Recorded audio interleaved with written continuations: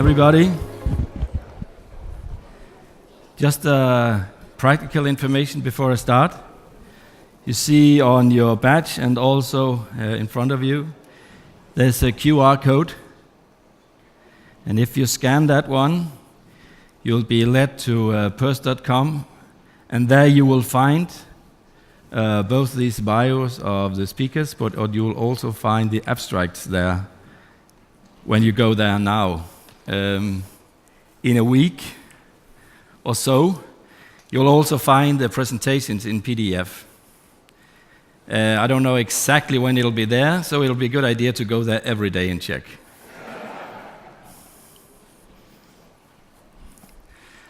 So, we're ready for the fourth step to implement some solutions. And maybe I should just tell who I am. You can see it already here. But I'm the Senior Global Technical Manager for PRRS. And I'm happy to tell you a bit about some of the tools we can implement. As Oliver said earlier on, the goals should be determined as a negotiation, or maybe not a negotiation, but at least an agreement between the veterinarian and the farmer. And that's the same also with the solutions. And they should consider the goals of the farm. And we know also now how to deal with the PRRS status of the herd. And we also know that we don't need now, as what I got from Mike's talk, don't take science too much into consideration. Anyway, it's more or less just well-documented artificial artifacts incidentally done in vitro. So we don't need to pay attention to that too much. We learned from Matthias how to deal with all the constraints, so we are ready to implement. There's a lot of solutions we can include in that. Pig flow management, I'll not go into that. It's extremely important, but that's a completely other subject. I'll look more into the vaccination part. Just mention the biosecurity measures and encourage to look at this in areas. So that's the common thing we heard from US. There's a lot of area control projects. But I think in Europe we should also look maybe more deeper into areas. Maybe not for elimination, but then at least for control. So when we build our PRRS control strategy, we know the vaccines, they are an important part of the toolbox. And that's what I will focus on in this presentation. But we should not forget still the 5-step process and all the management tools that we need to apply as well to be successful. So in the end, what we want and what we are aiming to do, if we are going to be successful, we need to develop a simple, dedicated whole herd solution. So we need to make a solution for the whole herd. And if we should be successful to bring the light on that, we need to give full protection to the herd. And we know the customers, the farmers, want a safe and predictable production. It's still based on the same 3 pillars that also Oliver mentioned this morning. So prevent infection, maximize immunity, and also minimize the exposure. The prevent infection part is based on optimization on the biosecurity and the pig flow. The maximize immunity, we know that we can do that by vaccination. I had a phrase from Mike also, I think it was a European Asian perspective maybe, then whenever a pig has a chance to meet PRRS virus later in its life, it should be immunized before that happens. And a good way to do that is by vaccination. And then minimize exposure, also help your neighbors, so not only you want to receive as little virus as possible, but if you're in control, you also help your own neighbors and in the end, also yourself. So, about preventing infection, It's a lot about biosecurity and reducing pest transmission. And the easiest way is to build for that already when you're designing your farm. You don't always have the chance to design a farm in the optimal way, but we still see also new farms coming up that was not well designed. They should be designed to take good care of internal biosecurity, but also you need to also think about external biosecurity and all the transportations that go on a farm. Loading and unloading in pigs, feed supplies and manure that's transported, trucks coming in and out, and so on. We still see farms everywhere that's really more or less accidental. We're looking at the guilt source. So Aaron told us how important the guilt source is, how we test it. But if we just place the guilt in the middle of the farm, among all the sows, it doesn't really make a lot of sense. So this is a really important thing. Maybe you have to rent another barn. Of course, if that's closer to your neighbor, it doesn't help you much. But still, it's so important, and we tend to forget it. Maximize immunity. Coming back to the new tools we have available from the toolbox. So since almost a year, 1st of October, we launched the 2 new PRRS vaccines. And that's mainly what I will be talking about, some of that. Going back to the infection chain, we can apply the tools to take care of different parts of the infection chain. So the first thing is that we want to minimize the vertical transmission of PRRS virus. We have the claim with the Ribocyte PRRS EU to minimize the reproductive impact of PRRS across all stages of the breeding herd and reduce vertical transmission. So, just some characteristics of the Ribocyte PRRS EU. It's safe. It's a very safe vaccine. There's a lot in this room that already experienced that. It's efficacious at all stages of the station. And it's the only vaccine approved for breeding herd mass vaccination. And actually, it's recommended in the SPC that you use it for mass vaccination. And that's a very successful way of vaccinating sows. It brings more live piglets. They're heavier and healthier at weaning. And also, we reduce the virus circulation in the breeding herd. Just a few data to show that.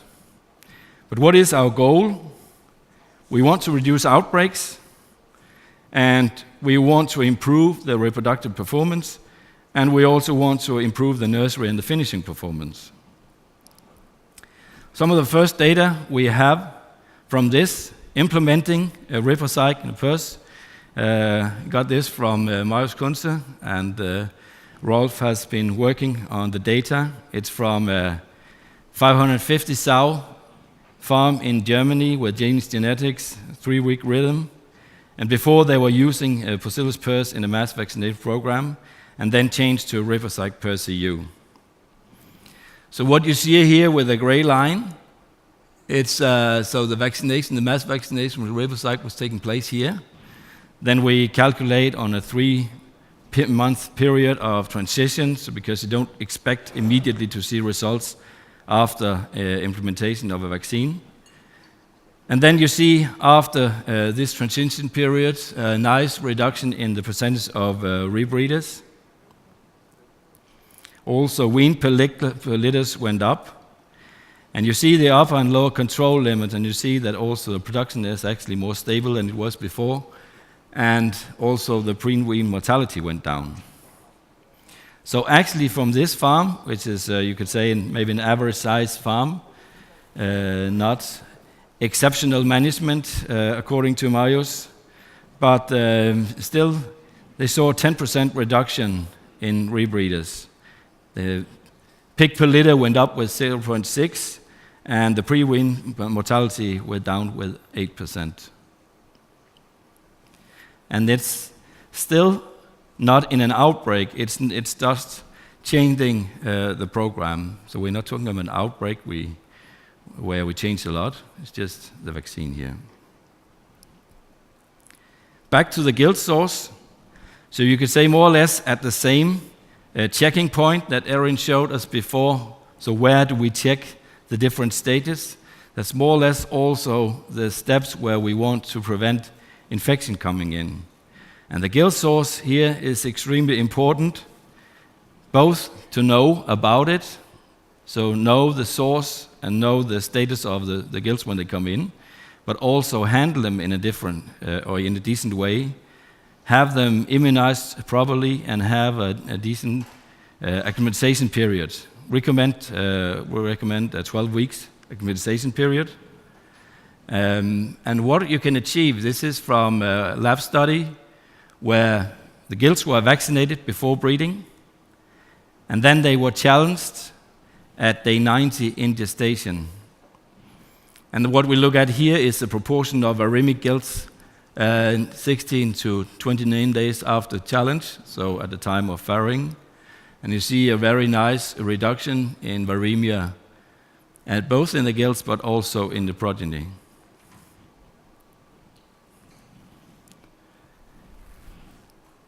You can find this in a publication. It's going to be published on Canadian Journal of Veterinary Record here around 1st of October.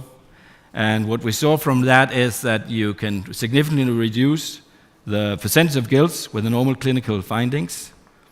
Also the gilt viral load, as you saw an example here, day 125 and the day of farrowing and also 13 days after farrowing were reduced, and the percentage of piglets per gilt that were positive for viremia and piglets with the clinical signs were reduced, and the piglet viral load. So very good way to start to immunize your gilts to reduce the impact you could have. You'd still have to make sure that they're not shedding when they are brought back to the sow herd. In this case, the gilts were only vaccinated once. It's very often discussed if we should vaccinate them twice in the quarantine. And there are some indications we have also from lab studies that could give an additional benefit. Just from some still unpublished results, the same that vaccination and revaccination, 5 weeks apart, the first vaccination before breeding, and then you have the challenge again around day 90 in gestation, and you see there's a nice and significant reduction of virus load in the single vaccinated, but there's even a significant reduction again as compared to the single vaccination from the revaccination. So some indications that it might be a good idea to consider a revaccination of gilts. So why would we vaccinate gilts? Yeah, we've seen that both the single vaccination and also the revaccination with ribocyte perceu, it reduces the viral load, and it also reduces infection post-challenge. And we've seen that also both single vaccination and revaccination schedules, they can provide protection against PRRS virus. So, increased benefits also after revaccination.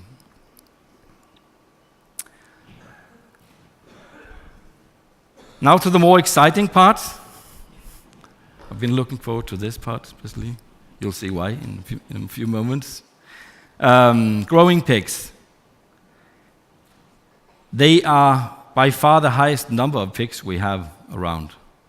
So at least, very conservatively calculated, they are at least 10 times as many as sows and gilts. So just by numbers, they are far more. But we also learned from Mike that they replicate virus to a much higher extent than the older animals and also for a longer time. So not only do the viremic levels get to a higher level, but they also do it for much longer time. So it's worth taking care of. And Erin mentioned that already, that we very often forget to look at that passage back, especially when we have farrow to finish farms or when they are situated close together. For that, we have our new piglet vaccine which optimized the performance from nursery to slaughter.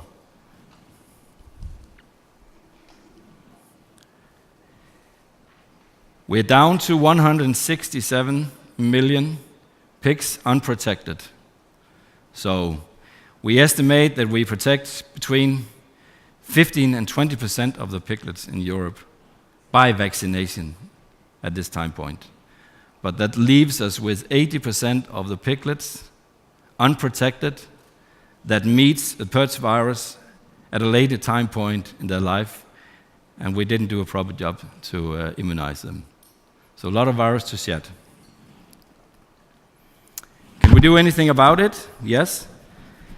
From the label, we see that we have a reduction in lung lesions and respiratory clinical signs. I'll show you data in a moment.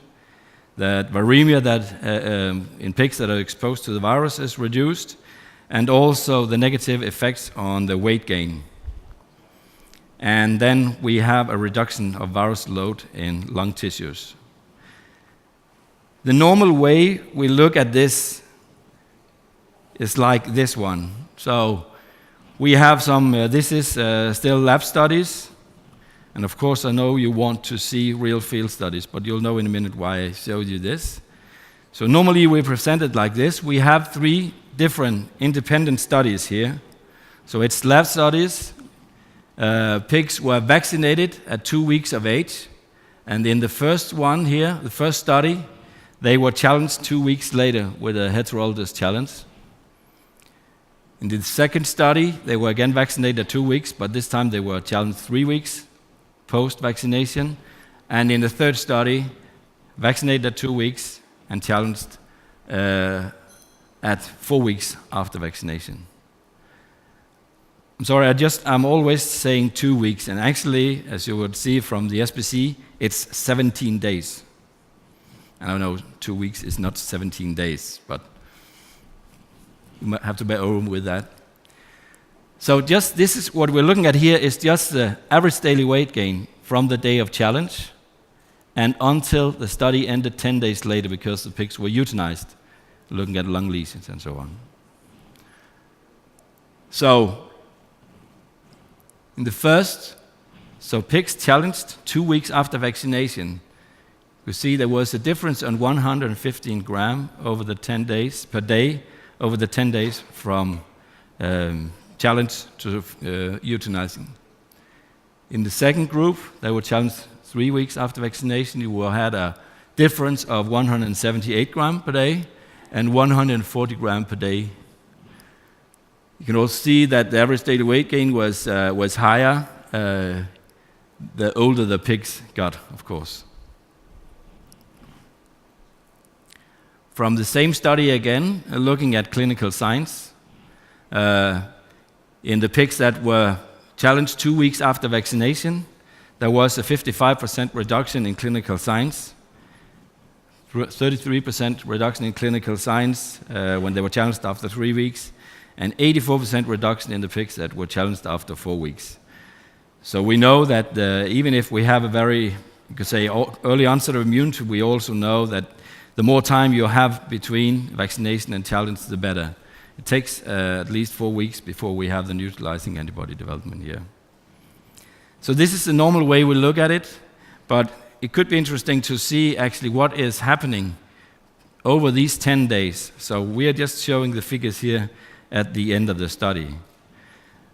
That's the reason why I show you the figures from the lab studies, because with the lab studies we have the chance to really look in details every day from the day of challenge and until the end of study. So I'm going to show you a video here. The way it works, so we have a lot of different parameters put into this. On the x-axis, you'll see the clinical score. On the y-axis, the change in serum viral load. Then we have the two groups. So here we have the average of the vaccinated group and the average of the control group. So the data we're looking at here is from the pigs that were vaccinated at 2 weeks and then challenged 4 weeks later. The color of these dots, now they're very small here, but the colors that will change according to the change of the rectal temperature in the pigs over these 10 days.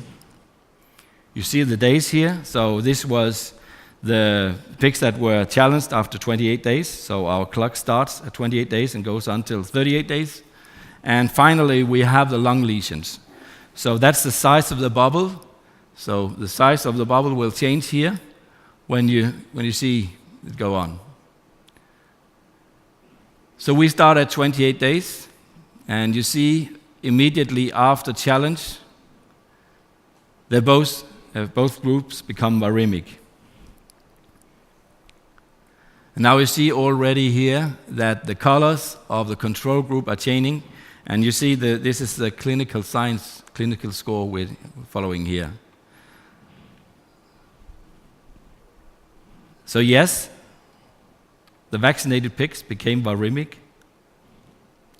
and stayed to maybe high level, but you see the clinical signs are very low.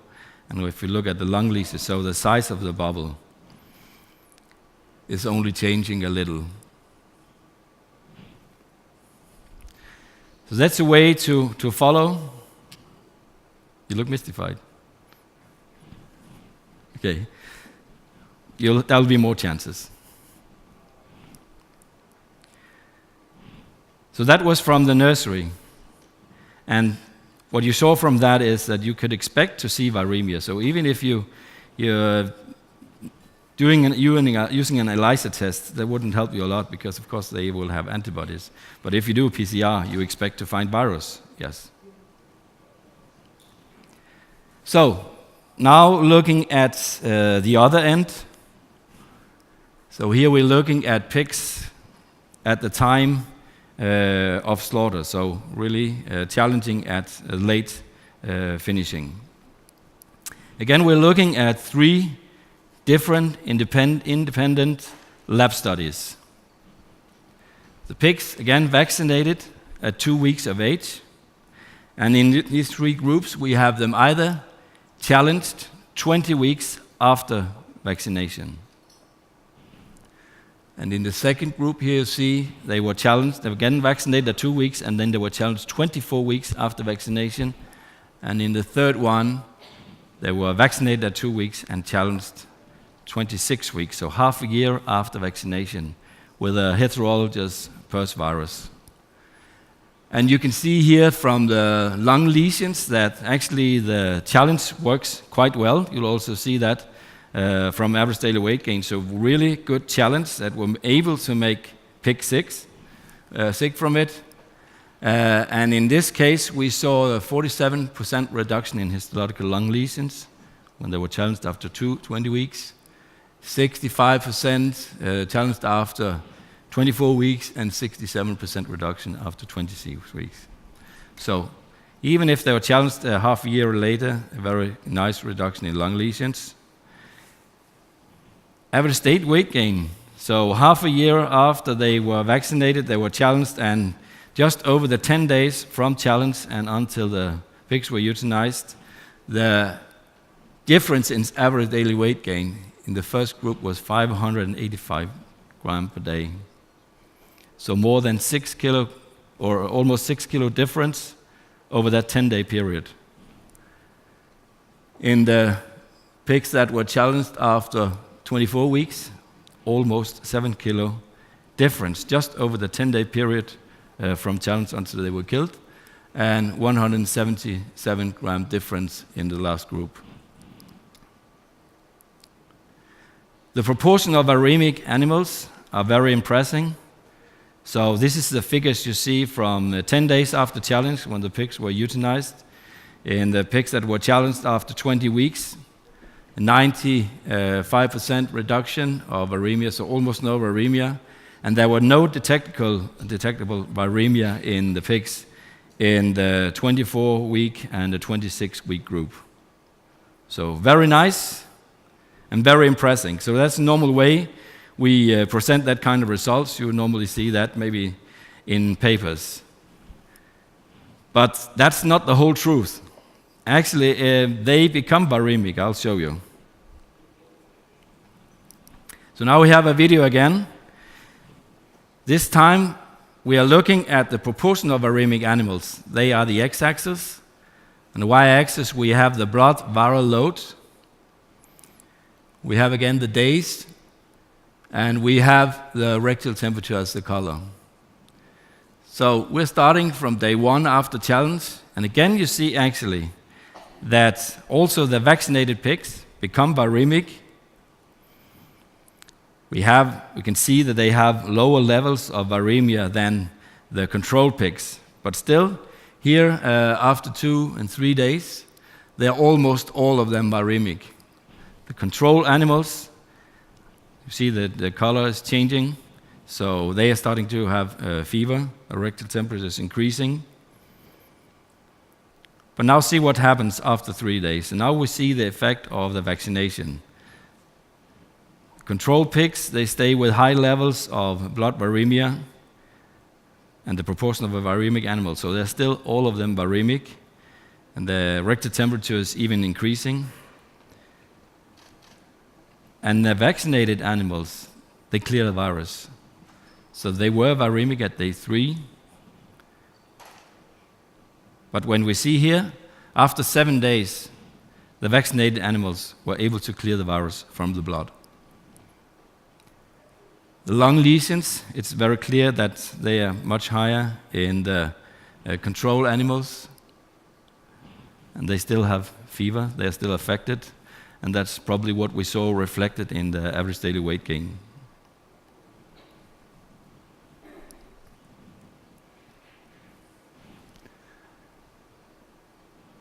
So, these are the results, what you see now on day 10. That was the one I was presented to you before. So now you only have a little virus left in the 20-week group.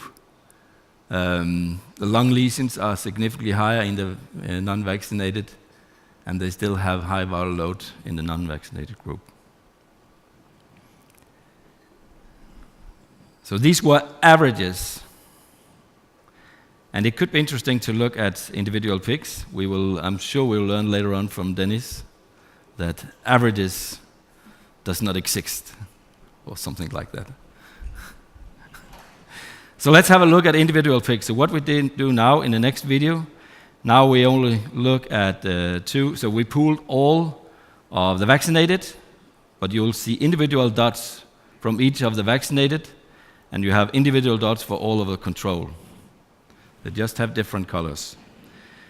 And you will also very soon find out that the blood viral load doesn't tell you all the truth about how much virus is present in the pig. So they really clear it. Let's have a look.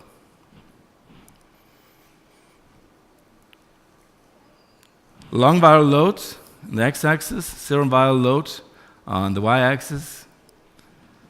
We're still looking at lung lesions as the size of the bubble, and the rectal temperature is not any longer, because now we have the orange is the non-vaccinated, and the blue are the control pigs. So as you saw, over the first 3 days, they became viremic, but now they cleared the virus from the blood. But we can also see that still have virus in the lung tissue. So yes, there are some of the non-vaccinated that actually also clear the virus, and we have very few of the vaccinated where we still have some virus left in the lung. We had some from the 20-week group. I'll give you a chance to look at it again.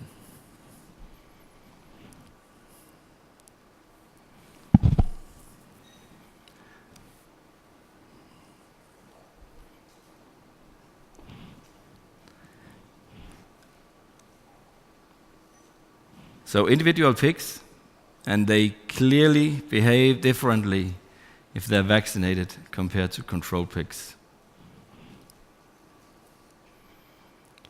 And especially here when you see that 3 days and then they're able to clear the virus, and after 7 days there's really no virus left in the blood.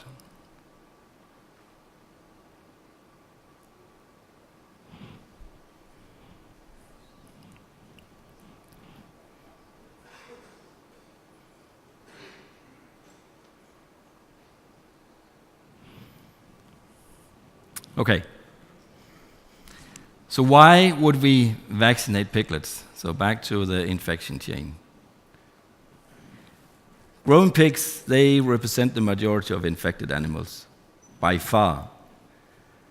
So even if we have a new outbreak in a PRRS and we have a lot of shedding sows, they are not comparable to the amount of pigs that has the ability to shed PRRS virus. And by that, they are representing the biggest threat not only to yourself, but also to your neighbors. And we can see now that we can reduce viremic load and virus shedding by vaccination. We've seen that we have a reduction in respiratory clinical signs. We have viral loads in blood and lungs are reduced. We have reduced the negative impact on average daily weight gain, actually quite impressive here, and also a reduction of the lung lesions. And it was in pigs even 26 weeks or half a year after vaccination. Minimize exposure, that's the last pillar, and I won't talk a lot about that. But that's partly what we saw before here. And just summing it up, that the direct benefits we have, that was very clearly demonstrated, I think, by reduced mortality and lower percentage of culled pigs. Abortion rates reduced, farrowing rates go up, weaned pigs per litter going up, average daily weight gain increased, and the feed conversion rate. But the indirect benefits are very obvious as well. So virus exposure risk reduction is also an important part of the benefits of vaccination.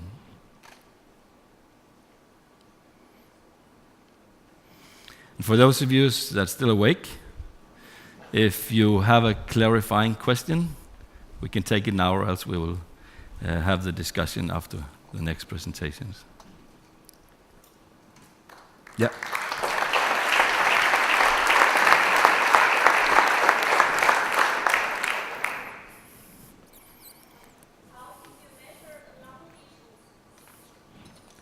The lung lesions are measured, so that's a good question.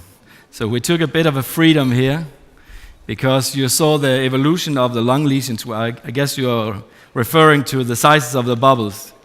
And the bubbles were expanding from day one after challenge and on to the last day.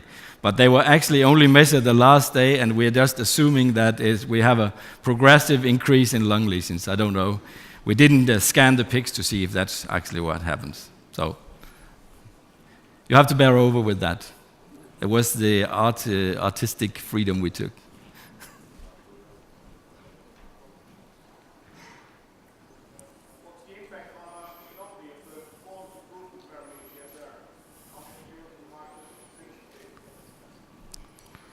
I didn't get it.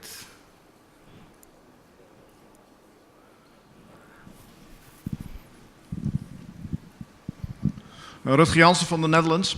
The question is, when you look at the parameters of the direct benefits you show there, so mortality, cults, abortions, etc., and you would translate it to finishing pig performance, also looking at average daily gain and feed gain ratio. What's the economical impact per marketed finishing pig? That's the damage. That I will leave to our last speaker. Dennis will work much more on the economic impact of PRRS. Right, Dennis? Absolutely, yes. We'll come back to that. I just have a follow-up question. How did you measure lung viral load? Did you kill the animals, or? Yeah, they were all euthanized after 10 days after challenge. So the viral load is, as for the lung nation, only on day 10? Yeah.